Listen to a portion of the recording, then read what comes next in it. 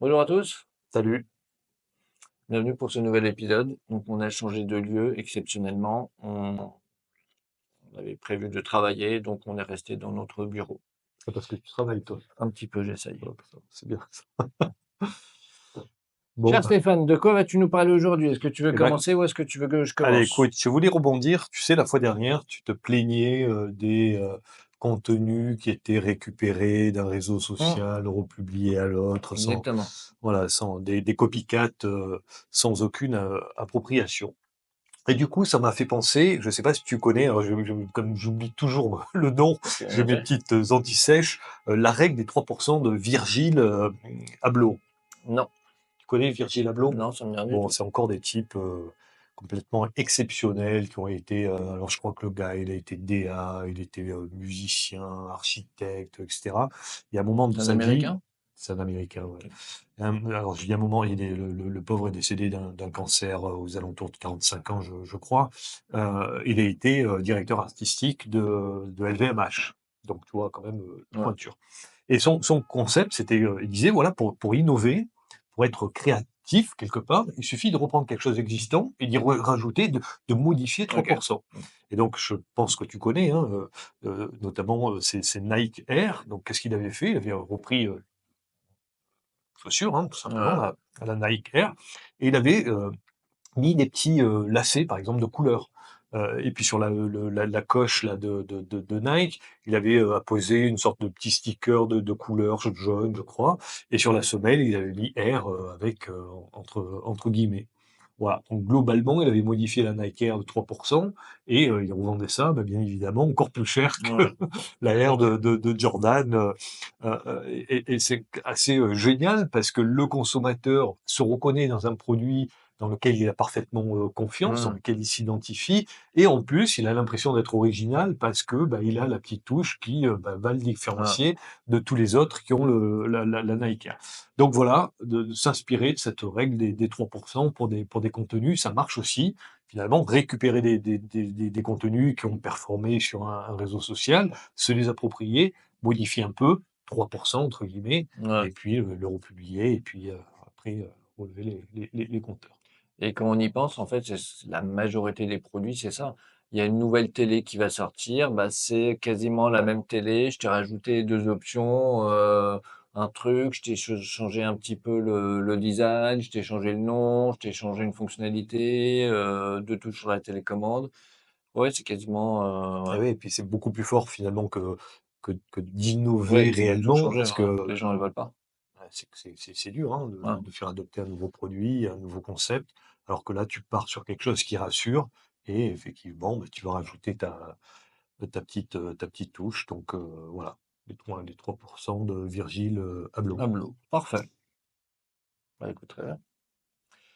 Je sais pas si tu as vu, moi quelque chose qui m'a enfin, étonné, en même temps pas trop, mais un petit peu quand même, c'est Jiffy qui est dans le rouge, alors que c'était une des marques préférées des Français et c'est vraiment une boîte qui a cartonné pendant des années. Et là, je crois que c'est peut-être la première fois qu'ils sont dans le rouge. Et bah, tout ça, c'est à cause de la nouvelle concurrence, Action, Stocomanie, en fait, toutes ces nouvelles, un peu comme Zara, H&M avaient fait du mal à beaucoup, beaucoup de marques. Et là, c'est Jiffy, donc un des fleurons français de la solderie. Et tu connais un peu l'histoire de Jiffy? Très très mal. Alors, je le connais pas exceptionnellement bien non plus, mais en fait, c'est marrant. Le type s'appelle, en fait, pourquoi ça s'appelle Jiffy? Parce que le type s'appelle Philippe Ginestez. Donc, Jiffy, Ginestez, Philippe. Donc, j'ai dit, tiens, je vais l'appeler Jiffy. Et lui, il avait commencé sa carrière, enfin, je sais pas s'il avait commencé, en tout cas, c'était un des meilleurs vendeurs en porte-à-porte chez Electrolux. Donc, c'est vraiment le vendeur à l'ancienne. Tac, tac, tac, je viens de vendre un aspirateur. Ensuite, il a arrêté, il a commencé à vendre sur les marchés. Donc, il faisait des marchés où il vendait enfin, il était soldeur sur les marchés. Donc, il voyageait partout pour se faire tous les marchés. Sauf que à la naissance de son premier enfant, je sais pas si c'était un fils ou une fille, il s'est dit, tiens, faut que je fasse quelque chose, faut que je me stabilise plus ou moins. Enfin, je peux pas bouger tout le temps. Et c'est là où il a monté son premier magasin, donc Jiffy. Donc, comme le magasin a super bien marché, il en a monté un deuxième tenu par sa femme, un troisième tenu par un de ses parents, son père ou sa mère. Et ensuite, bah, il a commencé comme ça à se franchiser et autres. Et à l'époque, son concurrent, c'était la Foire Fouille. qui existe toujours d'ailleurs, je crois. En tout cas, il avait racheté plein de magasins je sais plus qui. Enfin, si, si. En fait, je m'embrouille dans mes pensées. En fait, est-ce que tu te souviens de Tati? Ah bah oui, Donc Tati, forcément. quand ils ont fait faillite, lui, il a racheté plein de magasins de De Tati et Tati. s'est implanté Ouais, dedans. exact, ouais. Et je sais pas si les plus jeunes connaissent Tati, mais tu vois, par exemple, Tati, bah, a souffert à cause d'H&M, Zara et compagnie, hein. Tati, c'était vraiment des magasins qui vendaient beaucoup de vêtements, mais pas que. Ils vendaient également des jouets, des accessoires de décoration, des magasins énormes qui vendaient des trucs vraiment pas chers. Est-ce que tu te souviens comment c'était l'expérience Tati? En fait, tu rentrais, vous achetiez tout ce qu'il vous fallait dans le panier. Ensuite, il fallait faire la queue. Il y avait une première dame qui écrivait tout sur un papier. Donc, elle faisait une sorte de pré-ticket. Tu te souviens de ça? Non? Et en fait, elle te faisait un truc. Donc, elle disait, t'as acheté un téléphone à 50 euros, deux tasses de café à 30 euros. T'as acheté ça, ça, ça, ça, ça. Et ensuite, avec ce ticket-là, t'allais payer en caisse. Donc, il fallait faire la queue deux fois. Tu payes une fois pour avoir ton ticket. Donc, et tout à la main. Donc, les vendeuses de l'époque connaissaient tous les produits. Elles regardaient juste, elles disaient, ça coûte tant, ça coûte tant, ça, t'en as pris trois, C'était vraiment à l'ancienne. Ils J'ai vendaient pas des trucs au poids également, non? C'était pas eux? Non, Non? Tatis, non, non, non, non, ils vendaient. Et à Barbès, en fait, ils avaient toute la rue, Ouais. tout le boulevard Ouais, Balbès, je ils avaient tous les me souviens. magasins, ils avaient une cinquantaine de magasins. Et le truc qui est marrant, donc, comme il fallait gagner bien leur vie à l'époque, ils avaient racheté le cinéma en face, le Luxor. Ouais, ouais.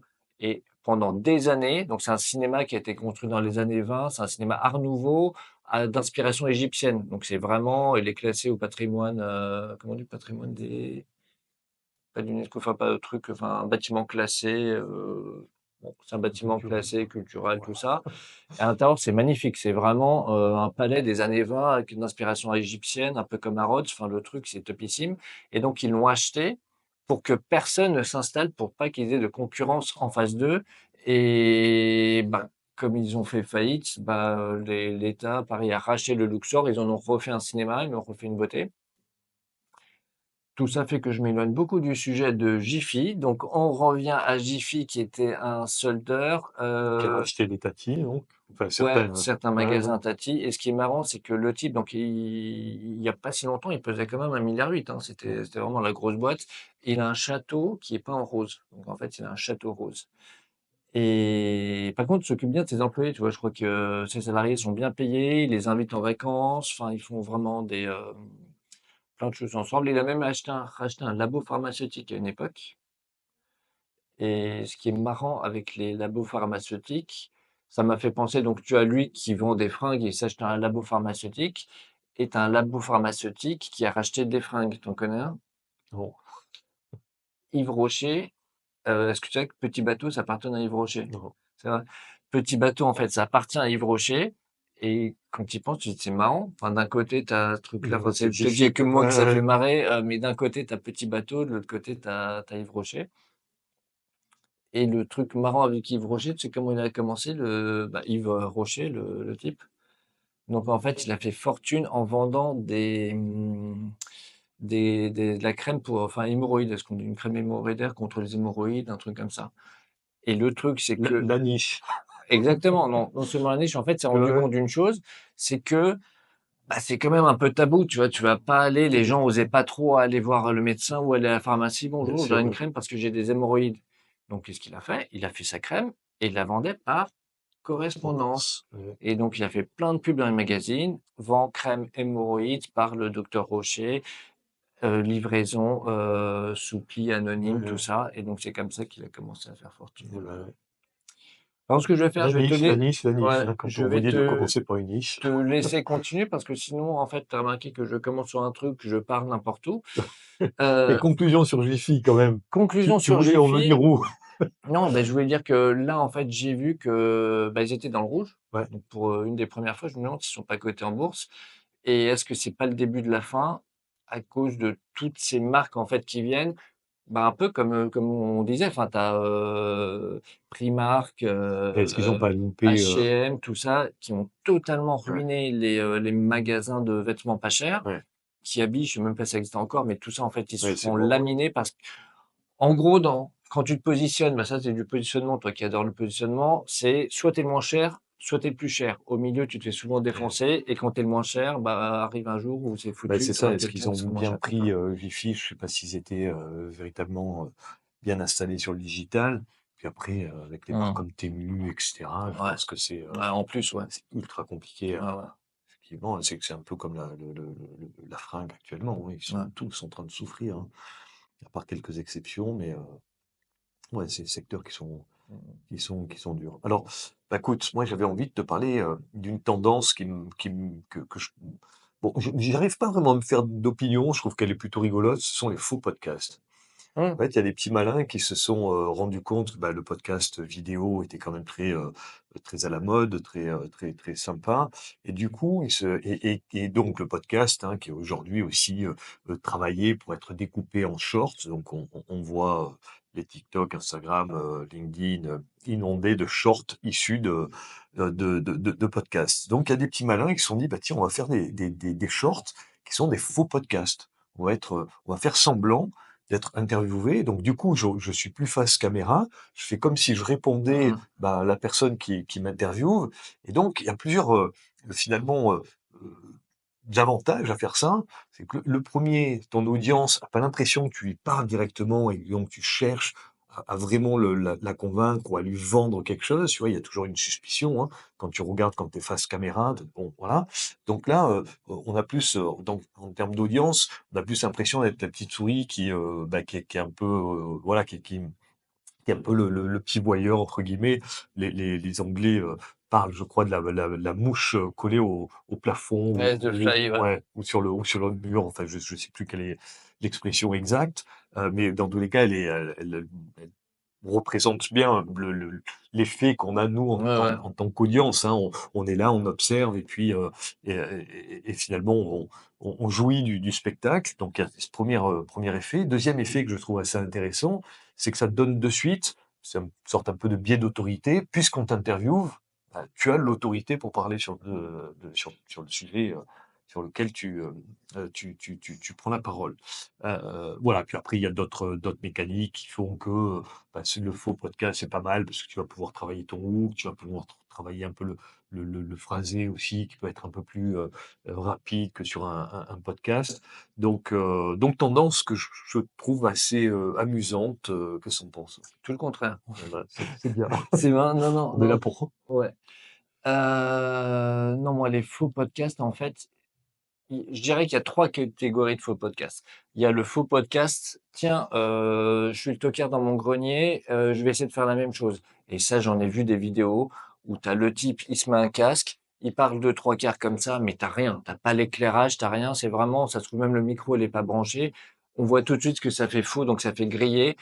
Je vais pas citer de nom, mais il y en a, j'en ai vu sur LinkedIn, il y a un an qui faisait ça et maintenant qui sont devenus assez gros. Donc, je ne citerai pas de nom pour me faire des copines, c'était des femmes. Mais tu vois ça, tu fais, ouais, non, c'est pas possible, quoi. Enfin, là, t'es grillé. Ça, c'est le premier truc. Le deuxième truc, est-ce que tu mettrais ça dans les faux podcasts? Par exemple, tu as plein de shorts TikTok et autres. Souvent, c'est sur fond fluo. Ouais, C'est vraiment, je te parle de trois quarts. ouais, En général, quand c'est une femme, c'est je te montre un petit peu mes jambes par ouais, hasard. Et je te parle de trois quarts. Je regarde surtout pas la caméra, je pourrais le faire, ouais, mais je regarde de trois quarts ouais, et je te balance un truc prescripté et on sent que c'est faux. Et c'est fait exprès pour que ça dure une minute. ouais. Bizarrement, tu verras Alors, jamais le moi, début je le ou rentre jamais pas la dans fin. la catégorie faux podcast. Hein. Ouais, ça, tu le fais Ouais, vraiment dans le ouais, truc là, short. c'est Ouais. une vidéo qui est effectivement un peu chartée à la mode, Ouais. comme tu dis, fond mauve, un peu violet ou un peu Ouais, ouais, je fluo là regarde de derrière trois avec quarts le des truc. et puis je fais semblant de répondre à quelqu'un, mais c'est Ouais. ultra scripté, Ouais.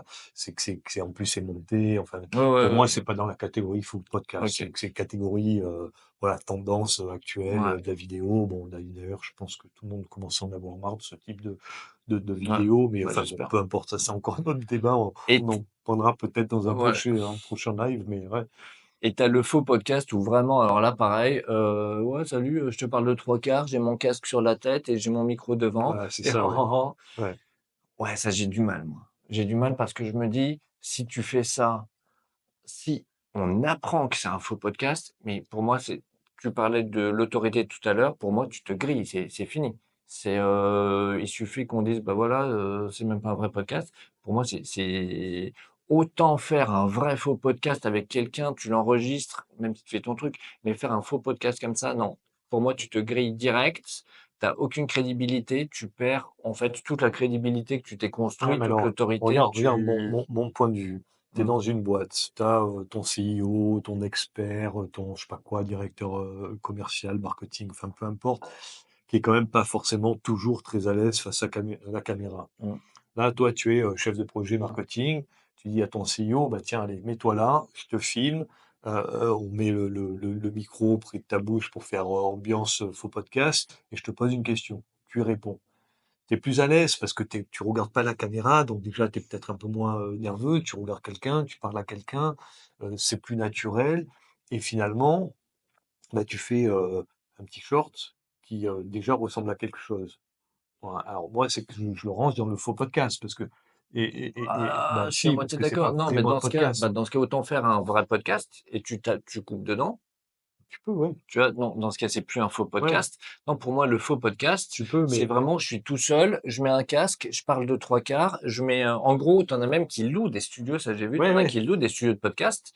Et donc, c'est qui en sont tout gros, seuls, ouais. ouais, ils sont tout seuls. Je viens avec mes questions, mes réponses, je fais, ah, merci Stéphane. Ouais, ouais. Alors, bah, écoute, c'est très simple. Si tu veux savoir ce que je pense de l'intervention des États-Unis dans le truc, machin, et blablabla, je déballe mon truc et, ouais. Mais ça, non, enfin, ouais, moi j'ai du mal. Je me dis, c'est grillé.